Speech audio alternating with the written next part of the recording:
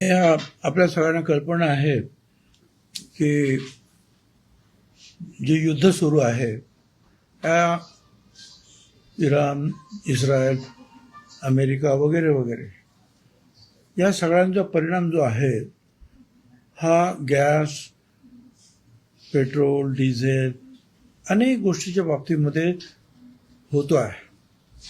पण हा परिणाम जो आहे हा केवळ मुंबई किंवा महाराष्ट्र किंवा भारत इथे परिणाम होतो नाही, तो अख्ख्या जगामध्ये त्याचे परिणाम होत आहेत. ते जपानमध्ये होतात, सगळीकडे होत आहेत. पण तरी सुद्धा प्रधानमंत्री मोदी साहेब आणि इतर ते जे अधिकारी आहेत त्यांनी जे आता आपल्या माहितीप्रमाणे पूर्वी जे 27 ठिकाणाहून आपण ते डिझेल पेट्रोल जे घेत होतो ते आता जवळजवळ मला वाटतं 40-50 ठिकाणापर्यंत त्यांनी ते वाढवलं ना. रोज त्यांचं ते जिथून डिझेल पेट्रोल मिळेल तिथून ते आयात करण्यासाठी जे आहेत वेगवेगळे ज्या ठिकाणावर प्रयत्न करतायत. आणि विशेषतः ज्या होर्मुझ स्ट्रेटचं जे आहे, काय म्हणायचे त्याला, खाडी अरुंद प्रदेश जो आहे जो इराणच्या ताब्यामध्ये आहे आणि त्यांनी अनेक जहाजं अडवली, परंतु सुदैवाने त्यांनी भारताची सगळी बरीचशी जहाजं जी आहेत तेलाची जी आहेत, गॅसची आहेत, ते सोडतायत. आणि त्यामुळे भारतभर, त्याबरोबर रशियाचं सुद्धा आपल्याकडे हे सुरू आहे, पेट्रोकेमिकल्स वगैरे सगळं. व्हेनेझुएलामधून सुद्धा येत आहे. इतर अनेक ठिकाणावरून सांगितले, वेगवेगळ्या ठिकाणावरून भारत सरकार याची पूर्ती करण्याचा प्रयत्न करत आहे. आता हे सगळं असताना एक अफवाचं पीक जरा जास्त येतं की ते सिलेंडर बंद होणार. काल सुद्धा मुख्यमंत्र्यांनी सुद्धा सांगितलं की आमच्याकडे आणि भारत सरकारकडे पुरेसा साठा या सगळ्या गोष्टींचा आहे आणि सातत्यानं प्रयत्न सुरू आहेत त्या साठ्यात वाढ करणं. मग मुद्दा आला की जिथे पाईपलाईनद्वारे जो गॅस घराघरातून आपण जातो, PNG आपण ज्यांना म्हणतो, घरातून जातो काय कमर्शियल यूजसाठी ज्या त्यांनी सुद्धा PNG घेतलेले आहेत. पण अनेक ठिकाणी जे आहे PNG मिळण्याची व्यवस्था असताना सुद्धा अनेकांनी ते PNG घेतलेलं नाही. बघा, मी तुम्हाला काय परत सांगतोय, जिथे PNG गॅस पाईपलाईन्स मिळण्याची व्यवस्था आहे त्या ठिकाणांबद्दल मी बोलतोय. उदाहरण नाशिकला आहे, मुंबईला आहे, पुण्याला आहे, बहुतेक महानगरात काय, पण ती येवल्यात नाही आहे असं त्याचा अर्थ आहे. तर जिथे ह्या PNGची व्यवस्था आहे तिथे 3 महिन्याच्या आत तुम्ही सगळ्यांनी जे आहे, मग घरगुती असतील, कमर्शियल असतील, कोणी असतील, त्यांनी अर्ज ताबडतोब करणं गरजेचं आहे. आणि हे अर्ज जे आहेत हे विशेषतः आमचे जे प्रत्येक जिल्ह्यामध्ये, खरं म्हणजे वेगवेगळ्या कंपन्या, खूप कंपन्या ज्या आहेत त्यांना वेगवेगळे जे आहेत भाग वाटून दिलेले आहेत PNG साठी. एवढं काय छापणं काही सोपी गोष्ट नाही आहे. आता उदाहरण फक्त सांगितलं, मुंबई आणि ग्रेटर मुंबईसाठी जे आहे महानगर गॅस आहे, ठाण्यासाठी महानगर गॅस, परंतु अशी जी ही मोठी लिस्ट आहे. आता या प्रत्येक ठिकाणी जे आहे कुठे कुठे द्यायचे आहे लोकांना, कधी कधी ते अर्ज कदाचित समजत नसतील. तर माझं म्हणणं असं आहे की आमचे जे जिल्हा पुरवठा अधिकारी वगैरे जे आहेत आमच्या डिपार्टमेंटचे, त्यांच्याकडे ते अर्ज द्या की मला PNG मला हवे आहे, अमुक अमुक माझा पत्ता वगैरे वगैरे जो काही फॉर्मॅटमध्ये असेल ते, आणि आपल्याद्वारे या आमच्या सगळे जे आहेत जिल्हा पुरवठा अधिकारी त्यांच्याबरोबर काम करणार त्याला सगळ्यांना मला सूचना करायच्या, असे जे काही अर्ज असतील ते त्या त्या शहरांमध्ये हे काम करणाऱ्या ज्या कंपन्या असतील त्या कंपन्यांकडे ताबडतोब एक प्रत आपल्याला ठेवायची, आपला, आणि दुसरी प्रत ताबडतोब ओरिजिनल जी आहे ही त्यांच्याकडे ताबडतोब पाठवून द्या. आता उदाहरणार्थ जे आहेत इथे जवळजवळ 12 कंपन्या आहेत, काही लोकांकडे नाही आहेत, परंतु आता महानगर गॅस आहे, 10,45,272 जे आहेत PNG कस्टमर्स आज आहेत. नंतर महाराष्ट्र नॅचरल गॅस लिमिटेड 10,45,252 त्यांचे कस्टमर्स आहेत. असे कमी जास्त कस्टमर्स आहेत आणि अशा सगळ्या कंपन्या आहेत. मुंबईमध्ये जे आहे ते आमचे DSO जे आहेत त्यांच्या कार्यालयामध्ये, म्हणजे रेशनिंग जी कार्यालय आमची आहेत त्यांच्याकडे अर्ज जरी दिला तरी या DSOना माझं सांगणं आहे की त्यांनी एक कॉपी आपल्याकडे ठेवा आणि तुमच्या त्या शहरामध्ये किंवा भागामध्ये PNGचं काम करणारी जी कंपनी असेल तिच्याकडे ताबडतोब तो अर्ज अग्रेसित करा. 3 महिन्यामध्ये या सगळ्या ठिकाणी जर पाईपलाईनचं काम नाही झालं समजा, पण तुम्ही अर्ज केलेला आहे, तर तुमचं LPG बंद होणार नाही, कारण तुमचा हेतू घेण्याचा आहे. पण कदाचित पाईपलाईनचं काम पूर्ण झालं नाही तर तुमचं LPG बंद होणार नाही, पण तुम्ही अर्ज सुद्धा केला नाही त्यासाठी, तर मात्र 3 महिन्यानंतर तुमचं LPG बंद होऊ शकतं. हे कुणासाठी आहे? हे अख्ख्या महाराष्ट्रासाठी आहे का? नाही. जिथे PNGचं काम सुरू आहे त्या विशेषतः महानगर किंवा शहर असतील त्यांच्यासाठी आहे. बाकीच्या ठिकाणी जे आहे LPGचं काम जे आहे हे सुरू राहणार आहे. आणि कमर्शियलसाठी सुद्धा आता त्यांनी सांगितलं आम्ही जवळजवळ 50% जे आहे त्यांनी ते वाढवलेलं आहे. त्याच्यामध्ये कम्युनिटी किचन्स वगैरे जे आहेत ते सुद्धा त्याने घेतलेले आहेत. मगाशी सांगितले राज्यातील रिफायनरीमध्ये सुद्धा LPGचा पुरेसा साठा आहे.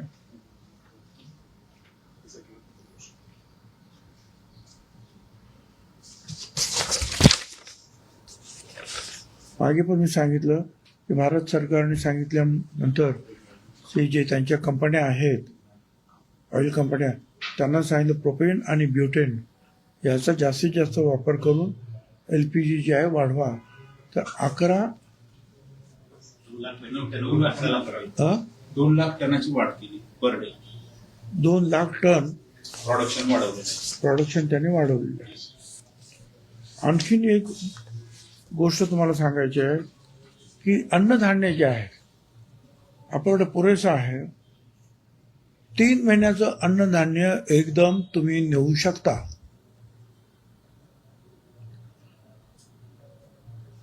जे आमचं आपलं जे आहे रेशनिंगवर अन्नधान्य देणारे आहेत ते 3 महिन्याचं रेशनिंग एकदम घेऊ शकतात.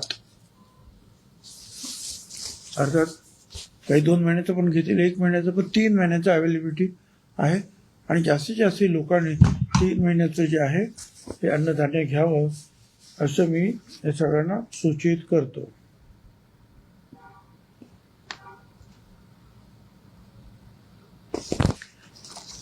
केरोसिनच्या बाबतीमध्ये सुद्धा आता एवढं करून सुद्धा कुठेतरी अडचण येते. खरं म्हणजे असं आहे की आपल्या इतर राज्यांमध्ये केरोसिन सुरू होतं. फक्त आपल्या इथे हायकोर्टाची एक रिमार्क होता की उज्ज्वला मग केरोसिन नको, म्हणून काही वर्ष ते केरोसिन असताना सुद्धा 3700 किलोलिटरचा आपल्याकडे कोटा असताना सुद्धा आपण देऊ शकत नव्हतो. परंतु आताच्या ह्या परिस्थितीमध्ये स्वाभाविक आहे की काही ठिकाणी काही अडचणी निर्माण होतात, म्हणून आम्ही तो जो कोटा तो सन्मान्य हायकोर्टानं सुद्धा कळवलं आणि त्यांना सूचित केलं. त्यांनी सुद्धा त्याबद्दलची परवानगी दिलेली आहे आणि हे जे केरोसिन जे आहे ते वाटप सुद्धा आम्ही सुरू करतो आहोत. जे मोठे डीलर्स आहेत, विक्रेते आहेत, त्यांना संपर्क साधला जातोय, ते घेतील. त्याच्यानंतर मग ते छोटे जे विक्रेते आहेत त्यांच्याकडे ते केरोसिन जाईल. तर ज्यांना केरोसिन पाहिजे त्यांना ते केरोसिन ते मिळू शकेल. LPGचा साठा सुद्धा पुरेसा आहे. मग काय होतं, तुम्ही अनेक ठिकाणी असं हे आहे की मग हे रांगा का लागतात? साधी गोष्ट आहे. जर सगळ्यांना एक महिन्याला एक सिलेंडर लागतो, मला असं वाटलं आता सिलेंडर मिळणार नाही, मी 1, 2, 3 सिलेंडर वर्तमानपत्रातून फोटो आले, एका घरात आणून ठेवले. म्हणजे मग ते कृत्रिम जे आहे टंचाई निर्माण होते आणि एक तिची घबराट जी आहे, याने 3 आणले मग मी पण 2 आणले पाहिजेत, मी पण 3 आणले पाहिजेत. माझी विनंती आहे की LPG भरपूर आपल्याकडे आहे, उगीच मोठमोठ्या लाईन लावण्याची काही गरज नाही आहे. आणि LPG विक्रेते किंवा ते पुरवठादार आहेत त्यांनी सुद्धा जास्तीत जास्त लवकर ज्यांचा क्रमांक नियमाप्रमाणे आहे त्यांना त्यांच्या घरी नेऊन ते सिलेंडर्स जे आहेत अदा करावेत, देण्यात यावे. आणि त्याबद्दल कोणी अफवा पसरवू नये अशी माझी विनंती आहे. PNG साठी शहरामध्ये आणखी काय एवढेच मुद्दे आहेत. साधारणपणे एवढे आहेत, बाकीचं खूप आहे पण ते आता आमच्यासाठी आहे. दिल्ली बैठकीला गेला होता, काय नेमकं दिल्लीमध्ये झालं? नाही, मी तिथे सुद्धा मी त्यांना तेच सांगितलं की एक तर काय 2-4 गोष्टीचे आहेत. हे PNGचं काम तुमचं म्हणणं की आम्हाला ताबडतोब करून पाहिजे, पण मी माझं म्हणजे अनेकाचं उदाहरण, त्यात माझ्या सुद्धा मी जे राहतो तिथलं सुद्धा उदाहरण आहे. मला PNG पाहिजे, शेजारच्या बिल्डिंगपर्यंत PNG आलेलं आहे, पण तिथला जो आहे ती सोसायटी परमिशन देत नाही, त्याच्यामुळे माझ्याकडे PNG येत नाही. ते देत नाही याचं कारण त्यांना असं वाटतं की आमचा गॅस कमी होईल. तर म्हटलं हे कशाला पाहिजे तुम्हाला, परमिशनची गरज काय तुम्हाला? मग ती आता परमिशनची गरज त्यांनी काढून टाकले. आणि मला सगळ्यांना सांगितलं कुणाचाही अशा रीतीने कनेक्शन जादा वाढल्यामुळं गॅस कमी होत नाही. ते एवढं त्याचं ऑटोमायझेशन आहे की ताबडतोब तो ऑटोमॅटिक जो आहे गॅसचं जे आहे तेवढा प्रेशर जे आहे ते ठेवतात. जास्त वापर झाला जसं इलेक्ट्रिकचं असं त्याप्रमाणे ते गॅससुद्धा आपल्याला मिळत असतं. त्यामुळे कुणीही शेजारच्याने गॅस घेतला आपलं कमी होईल असं म्हणण्याचं कारण नाही. त्यामुळे ती सुद्धा काढून टाकली. आणि ही सुद्धा की महानगरपालिका यांच्याकडे हे जे काही असतील अर्ज वगैरे ते सुद्धा मंजूर झालेत असं गृहीत ठरवून अनेक ठिकाणी शुल्क सुद्धा माफ करून ते रस्ते खोदण्याचं काय हे सगळं काम जे आहे PNGने सुरू करावं अशा प्रकारचे जे आहेत आदेश निघालेले आहेत. मुंबईसारख्या शहरांमध्ये जिथे मोठमोठ्या सोसायटीज आहेत अशी कामं जी आहे ती सोसायटीच्या परवानगीने करावी लागते. एका व्यक्तीला जर ते हवं असेल तर त्याला घेता येईल का? तर त्याला सोसायटी प्रत्येक माझं आम्ही काय सांगितलं तुम्हाला, जून 30 पर्यंत त्याच्या अगोदरच करा. मला PNG हे द्या अशा जो काय अर्ज आहे तो अर्ज संबंधित कार्यालयात तुम्ही नेऊन द्या. त्यांचं ते काम आहे तुम्हाला PNG देणं. मग ते छोटं घर असेल ना तर मोठी बिल्डिंग असेल काही पण. आणि मी मगाशी सांगितल्याप्रमाणे की त्याच्यामुळे जे आहे कुणाच्याही गॅसच्या प्रेशर कमी होत नाही, कुणाचाही गॅस कमी होत नाही.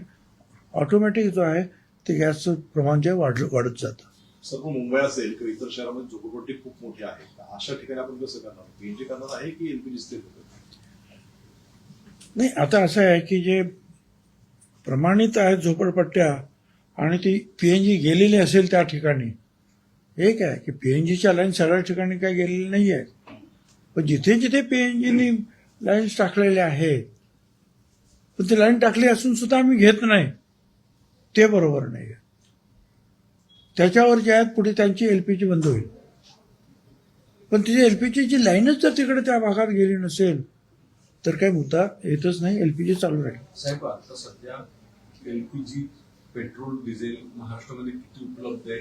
जसं सेंट्रल गव्हर्नमेंट सांगते की जवळपास पुढच्या 1.5-2 महिन्यांची उपलब्धता आहे. उपलब्धता भरपूर आहे. आता काय तुम्हाला एवढं याचं कारण काय आहे की संभाजीनगर आणि अनेक भागांमध्ये काय आहे ते पेट्रोल डिझेल हे जे आहे किलोमीटर आहे ना, पेट्रोल 1,93,232 आणि डिझेल 3,88,636. एलपीजी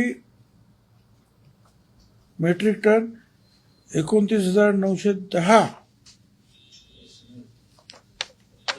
तर हे अशा रीतीने जे आहे उपलब्धता आहे आणि हे जशी खपत होते तशी त्याच्यामध्ये भर पडत जाते. जर तुम्ही 3 महिन्याचं रेशन म्हणजे जे रेशन कार्डावर घेतात त्यांना घ्या असं सांगताय, परिस्थिती बिकट होणार आहे म्हणून तुम्ही हे सांगताय नाही, का? असं आहे की त्याच्यामुळं काय होणार आहे की एक तर अन्नधान्याचा साठा आपल्याकडे भरपूर आहे आणि मग पुढे मग अशा लाईन्स लागण्यापेक्षा एकदमच तुम्ही जर घेऊन जर गेलात तर हळूहळू हळूहळू एक तर मग तो त्या साठा ठेवायचा कुठे अन्नधान्याचा, आणि पुढे जर असं काय वाटायला लागलं की मग ते आणखी गडबड होते. त्यापेक्षा घेऊन जा ना, भरपूर धान्य आहे, 3 महिन्याचं घेऊन जा ना. तुम्ही 2 महिन्याचं पाहिजे 2 महिन्याचं घ्या, 1 महिन्याचं नाही 1 महिन्याचं घ्या. पण असं काही शक्यता आहे का लॉकडाऊन लागेल किंवा काय लागेल? लोकांच्या मनात अजिबात काय लॉकडाऊन नाही. लॉकडाऊन कसला लागणार आहे? लॉकडाऊन वगैरे जे आहे हे अजिबात त्याचा विचार सुद्धा करायचं कारण नाही. आमच्याकडे धान्य विपुल आहे, ते कोठारांमध्ये भरावं लागतंय, ठेवावं लागतं, म्हणून जेवढं कमी होईल तेवढाच आमचा प्रयत्न आहे, कारण नवीन धान्य आता परत येणार. तुम्ही 3 महिन्याचं वितरण करण्याचे आदेश दिलेले आहेत. 1 महिन्याचं घ्या तुम्ही, हरकत नाही. त्याच्यात मुद्दा कसा होतो, तुमची जी वितरण प्रणाली किंवा रेशन दुकानदार जो आहे तो उद्या चालून किंवा असं बऱ्याच वेळा निदर्शनास आलाय की तो 3 महिन्याच्या संबंधित ग्राहकांना रेशन न देता 1 महिन्याचं देतो आणि ओटीपी घेऊन स्वतः झडप करतो, अशी पण बरीच. हे बघा, या ठिकाणी जिथे जिथे अशा चोऱ्या होतात, म्हणून तर तुमच्याद्वारे मी सगळ्यांना सांगतो, तुमच्याद्वारे जे आहेत हे सगळं सर्व जनतेला कळण्यासाठी मी तुमच्याशी बोलतोय ना, की त्याने मग 3 महिने पाहिजे तर 3 वेळा जे आहे पॉस मशीनचा उपयोग करून आपलं धान्य घ्यावं. आणि जिथे अशा रीतीने जर चोऱ्या होत असेल तर आम्हाला कळवावं, आम्ही त्याच्यावर रेड करू. कारवाई सुरूच आहेत सध्या आणि कडक कारवाई करतो. अगदी ज्यांच्याकडे मला वाटतं त्या सिलेंडरचा साठा सापडला त्यांच्यावर सुद्धा आम्ही कारवाई केली. ते सुद्धा मी विधानसभेत सांगितलं. 27 लोकांना अरेस्ट केलं आपण.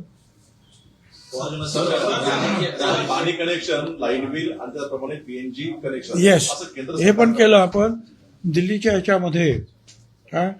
हा सुद्धा मी मांडला आणि तो त्यांनी मान्य केला की जिथे जिथे नवीन म्हणजे आता पीएनजी सुरू आहे मुंबईत, पीएनजीचं काम, आणि नवीन इमारत उभी राहते, तर नवीन इमारत उभं राहताना तुम्हाला पाण्याचं कनेक्शन तिथे असलंच पाहिजे, सुवेचं कनेक्शन असलंच पाहिजे, विजेचं कनेक्शन असलं, तसं पीएनजी कनेक्शन असलंच पाहिजे अशी अट ही महानगरपालिकेने त्यांच्या नवीन ज्या ज्या इमारती उभ्या राहतात त्यांच्यामध्ये टाकाव्यात,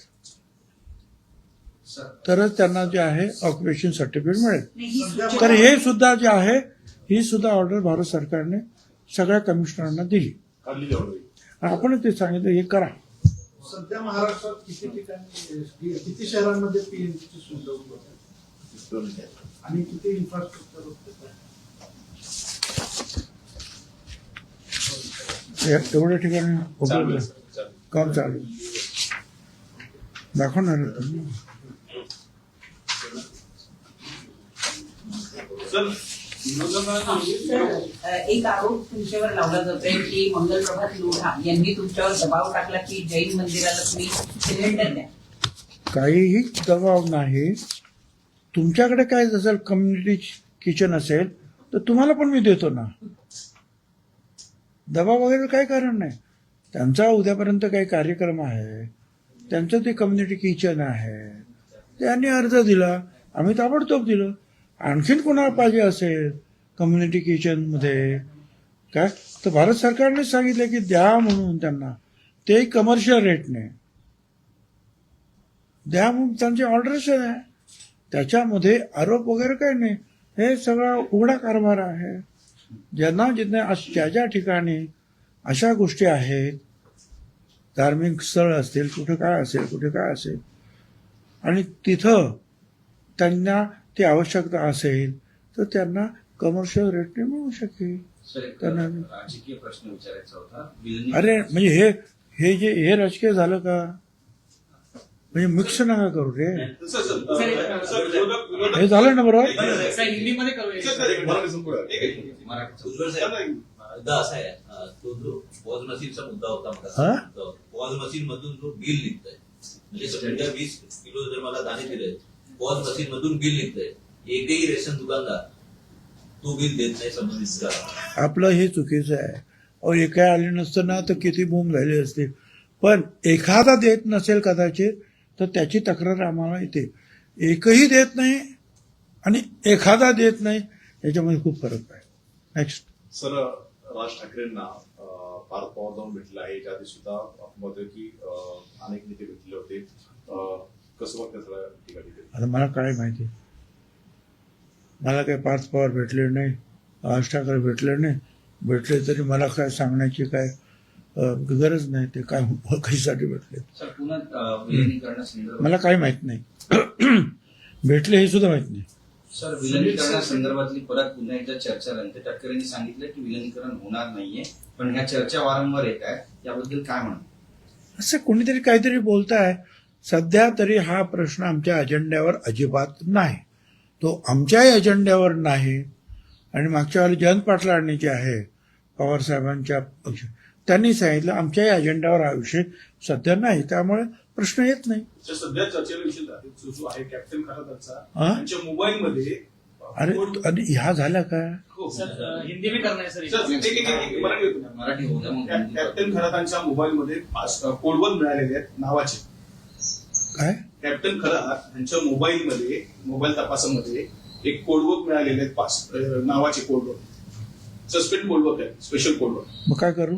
त्याच्यात काय रिएक्शन सर? म्हणजे नेत्यांची नावं आहेत, अधिकारी नावं आहेत, आणि त्याच्यात त्यांनी कोडवर्ड वापरलेले आहेत. वापरू द्या ना.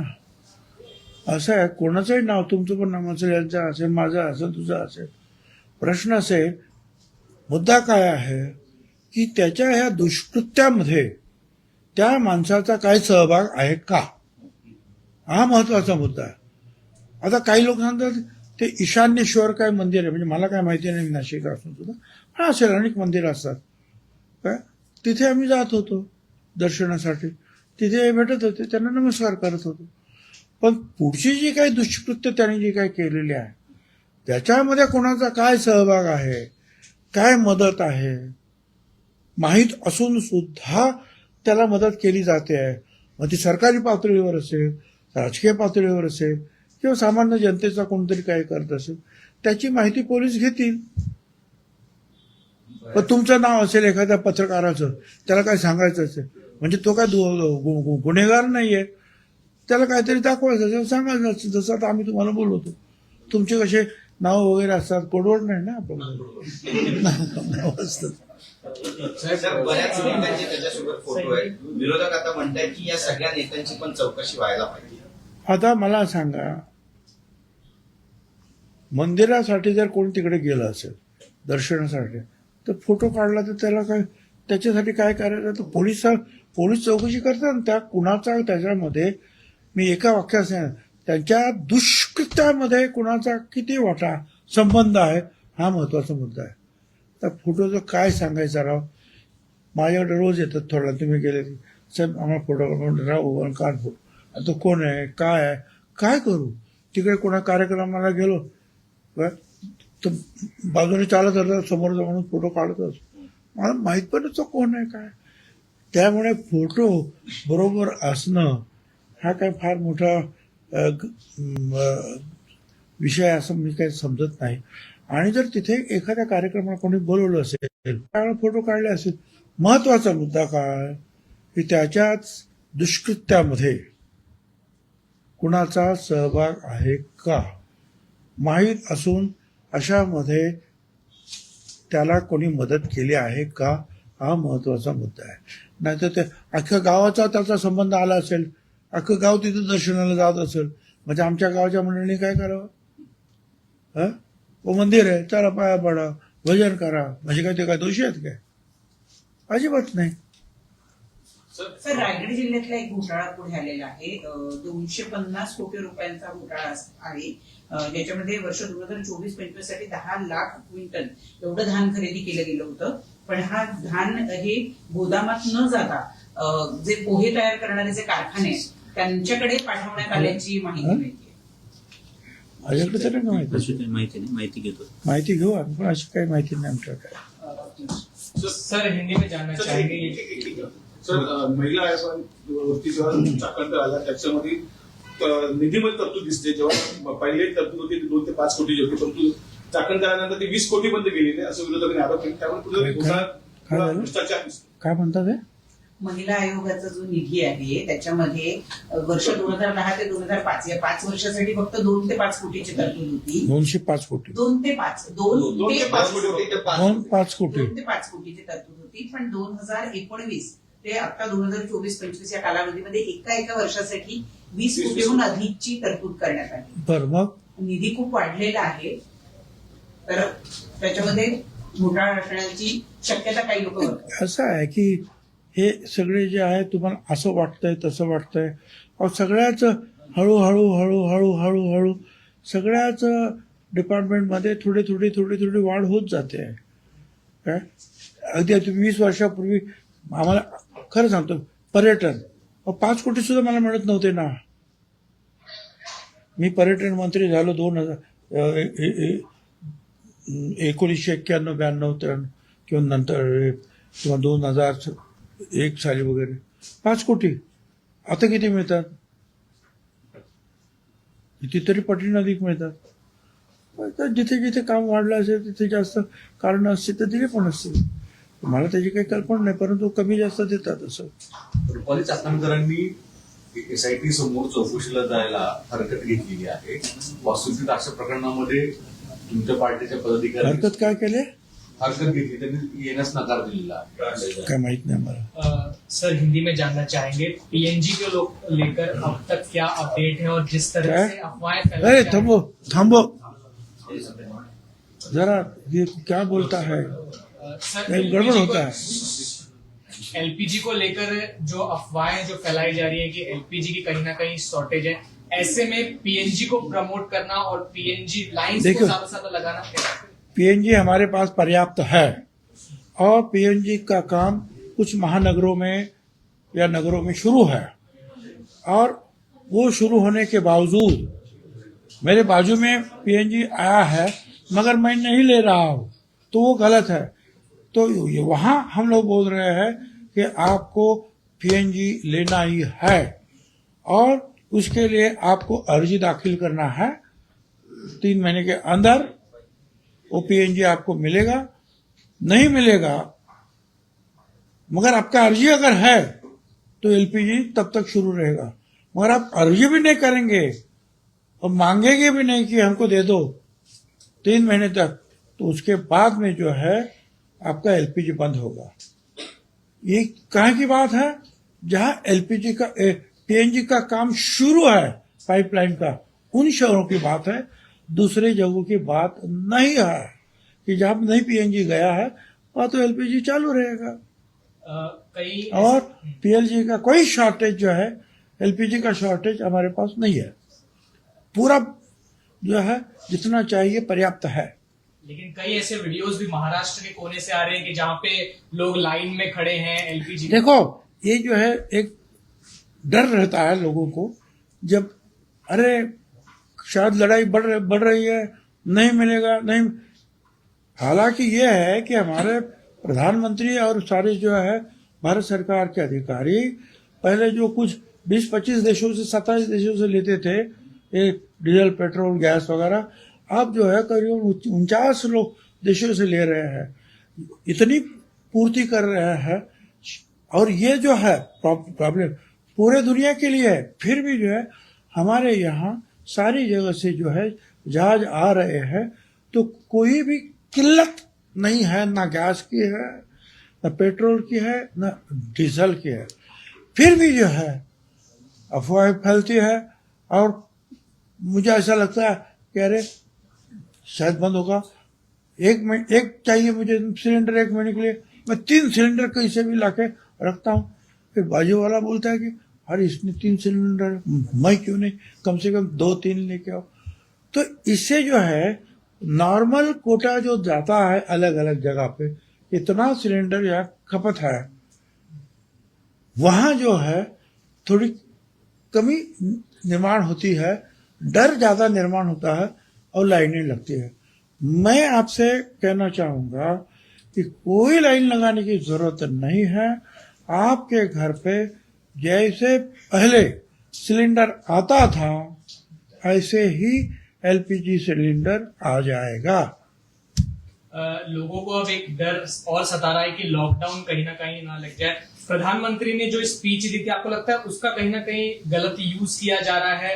और देखिए ये तो सही है कि आप ही लोग जो है जो बता रहे हैं टीवी के ऊपर हॉर्मुज स्ट्रेट का या ये वो जे, तो डर ऐसा लगता है कि क्या ये युद्ध जो है बढ़ रहा है और क्या अलग कुछ हो रहा है। मगर फिलहाल तो ऐसी कोई बात नहीं है डरने की। और डर हमारी यही है कि भाई क्या हमारा डीजल, पेट्रोल, गैस कम होगा, तो ये कोई बात नहीं है। पर्याप्त जो है ये सारी जो है चीजें हमारे पास उपलब्ध है। राशन को लेकर भी आपने कहा कि एक टाइम पे जो है 3 महीने का रेशन जो है हमारे पास इतना है और अभी और जो है अनाज आ रहा है, सारे जो है गोडाउन भरे हैं। तो भारत सरकार बोल रही है भाई अब ये गोडाउन में अगर जिसको चाहिए 2 महीने का, 3 महीने का लेके जाओ, 3 महीने तक का जो है हम दे सकते हैं, लेके जाओ एक साथ। उतना ही जो है ये सारा अनाज जो है गोडाउन से कम होगा, यही बात है। तो डरने की कुछ बात नहीं कि अभी आगे क्या होने वाला है इसलिए 3 महीना, उसके साथ उसको मत जोड़िए। ये तो अनाज ज्यादा है इसलिए गोडाउन से ज्यादा जो है जगह करने के लिए आप लेके जाइए घर में 2 महीने का, 3 महीने का रेशन, इतनी बात है, बाकी कोई। सर ऐसे में कुछ लोग ब्लैक मार्केटिंग, होर्डिंग करने की कोशिश कर रहे हैं, करते तो है। आपदा में अवसर तो हम लोगों ने जो है कई जगह पर जो है उसके ऊपर रेड भी किया है, 27 लोगों को अरेस्ट भी किया है, कई लाख रुपए का माल भी जो है बरामद किया है। इतने बड़े पैमाने पर जब काम चलता है तो किसी न किसी जगह कोई ना कोई गड़बड़ करता है, मगर जब मालूमात होता है तो हम उसके ऊपर जो है कड़ी कार्रवाई करते हैं।